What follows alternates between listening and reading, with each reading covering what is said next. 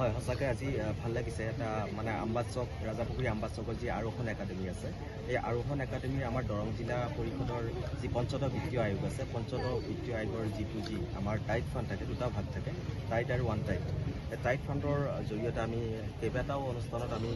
বিশুদ্ধ খোৱা পানী যোগান আঁচনিৰ কাম ইতিমধ্যে আৰম্ভণি কৰিছোঁ আৰু তাৰে এটি কাম আমাৰ আম্বাচক বজাৰৰ ওচৰতে যি আৰোহণ একাডেমি আছে আৰোহণ একাডেমীৰ আজি এই শুভ উদ্বোধনী কৰা হ'ল আৰু এই পানী যোগান আঁচনি ইতিমধ্যে আৰু কেইবাটাও চেংচন হৈ আছে কিন্তু আমি কাম আৰম্ভ কৰা নাই বৰ্তমানলৈ কেইটা চেংচন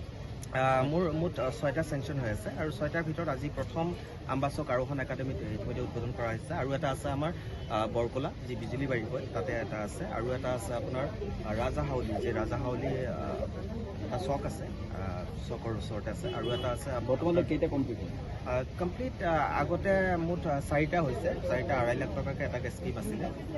কাৱাডাঙা হাইস্কুলত এখন হৈছে কাৱাডাঙা আপোনাৰ যি হাফিজিয়া মাদ্ৰাছা খাৰিজিয়া হাফিজিয়া মাদ্ৰাছা তাতে এখন হৈছে আকৌ বৰকোলা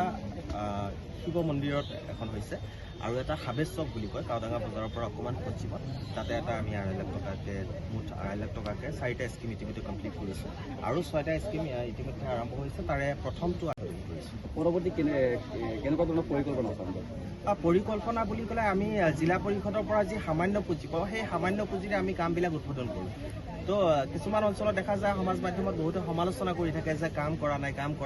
কিন্তু কথা হ'ল যে আমি বছৰত কিমান টকা আমি অনুদান পাওঁ সেইখিনি টকাৰে আমি কাম কৰিব লাগিব কিন্তু বেলেগ ক'ৰবাৰ পৰা পইচা আনি আমি কাম কৰিব নোৱাৰোঁ বা কাৰোবাৰ তাত খুজি কিনে কাম কৰিব নোৱাৰোঁ যিখিনি চৰকাৰৰ পৰা অনুদান পাওঁ সেইখিনি কামেই কৰি আছোঁ আৰু মই এটা অনুৰোধ জনাম আপোনালোকৰ মাধ্যমেদি আপোনালোকে যিসকল ৰাইজে সমালোচনা কৰে কিছুমান নকয় নহয় যথেষ্ট কম সংখ্যক মানুহে সমালোচনা কৰে কিন্তু তেওঁলোকে চালে হ'ল যে পূৰ্বৰ তুলনাত আগতে জিলা পৰিষদৰ সদস্য এগৰাকী আছিল নুৰ হুছেইন ডাঙৰীয়া তাৰ তুলনাত কিমানখিনি কাম কৰিছে সেইখিনি কম্পেয়াৰ কৰিলে হ'ল আপোনালোকে ইয়াৰ উপৰিও আমাৰ যি আমাৰ আনটাইট ফাণ্ড আছে আনটাইট ফাণ্ডৰ জৰিয়তে আমি ৰাজাপুখুৰী গাঁও পঞ্চায়তৰ অন্তৰ্গত আমাৰ বেছিমাৰী নিউটো আমাৰ পিয়া চাৰিআলি 500 মিটাৰ আমাৰ চেইন গেভেনিং ৰাস্তাৰ কাম চলি আছে আৰু ইফালে ৰাজাপুখুৰী জামে মছজিদৰ পৰা 500 মিটাৰ কাম চলি আছে আৰু এটা ভেৰবেৰী গাঁও পঞ্চায়তত 500 মিটাৰৰ কাম চলি আছে সৰ্বমুঠ আমাৰ 1500 মিটাৰৰ যি আমাৰ চেইন গেভেনিং ৰাস্তাৰ কাম চলি আছে আৰু কেইবাটাও আমাৰ মানে কমিউনিটি হল আছে কমিউনিটি হল কামৰ উদ্বোধনী কৰি এই সপ্তাহতে উদ্বোধনী কৰি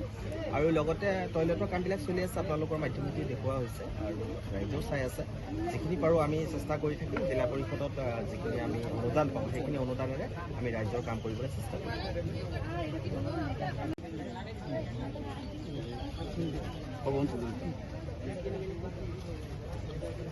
হয় ইয়াৰ উপৰিও আমাৰ